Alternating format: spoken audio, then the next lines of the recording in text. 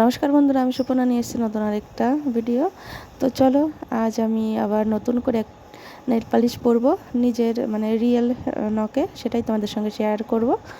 তো নিজেই যখন মাস্টার, তো তখন তো নতুন কিছু ট্রাই করতে হয়, তাই না? আর দেখো, আমি নতুন কিছু ট্রাই করছি। একদম কারেন্ট আমাদের ডিস্টার্ব হচ্ছিলো, তাই বারবার চলে যাচ্ছিলো, ওই জন্য হুটোপাটার জন্য যাই হোক একটা কিছু নেল পালিশ পরে রেখে দেবো। আবার নিজেই তো মানে করছি, ওই জন্য আবার নতুন করে আবার পরবো। সে যাই হোক, তো চলো তোমাদের সঙ্গে সেটাই শেয়ার করব। আর এখানে দেখো আমার নিজের নখ, এইটা আমি ফাইল করা হয়ে গেছে। আর যেহেতু আমি নিজের নখেই করব, কোনো ফলস নখ ব্যবহার করব না। তো আমার সব কিছু কমপ্লিট হয়ে গেছে। আইবিডি জেল দিয়ে আমার নখটা সুন্দর করে ফাইল করে আইবিডি জেল লাগানো কমপ্লিট হয়ে গেছে এখন দেখো। আর এইখানে আইবিডি জেল এটা যদি গোলাপি কালার হতো তাহলে আর কোনো নেল পালিশই পরতাম না, কিন্তু আমার যেহেতু এটা একদম সাদা কালার, তো নখগুলো দেখা যায়, ওই জন্য আমি নেল পালিশ পরবো। আর নেল পালিশটা পরবো যাচ্ছে তাই, কারেন্টের জন্য গরমে একদম জগা খিচুড়ি একটা ডিজাইন করেছি। তো এখানে এই নেল পালিশ দিয়ে জগা খিচুড়ি যাই ডিজাইন করো না কেন, দেখতে কিন্তু খারাপ লাগে না, ভালোই লাগে।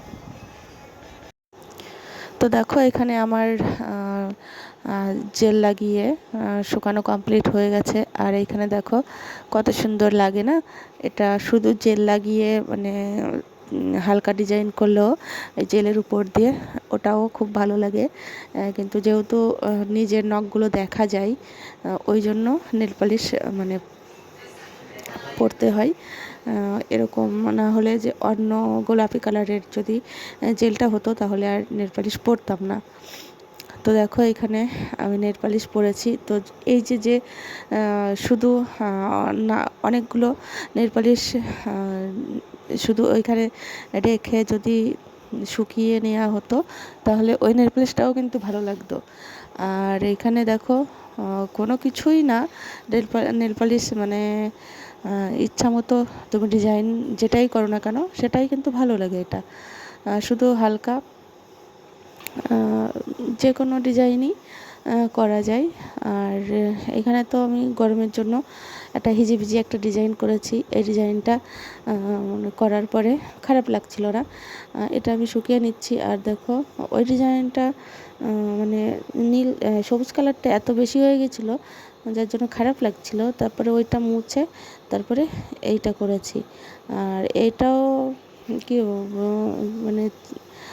বড় বড় আঙুলের থেকে ছোট আঙুলগুলো যে ডিজাইন করেছি, ভেবেছিলাম অন্য ডিজাইন করব, কিন্তু এত হুটোপাটার জন্য এই ডিজাইনই করলাম। আবার কদিন পরে আবার উঠিয়ে আবার নতুন ডিজাইন করব।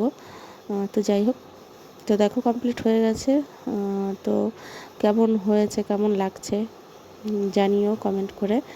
আর এইখানে দেখো, বুড়ো আঙুলটা একদম খারাপ লাগছে না, হিজিবিজি ডিজাইন। আর চটি পরে কেমন লাগছে সেটাও তোমাদেরকে দেখাই, একদম খারাপ লাগছে না, কিন্তু পরিষ্কার পা হলে আরও বেশি ভালো লাগতো, কালো পা যেহেতু, তো ওর জন্য মোটামুটি এমন লাগছে। তো চলো, ভিডিওটা আজ পর্যন্ত সকলে সুস্থ থেকো, ভালো থেকো, আবার দেখাবে নতুন ভিডিওতে। টাটা।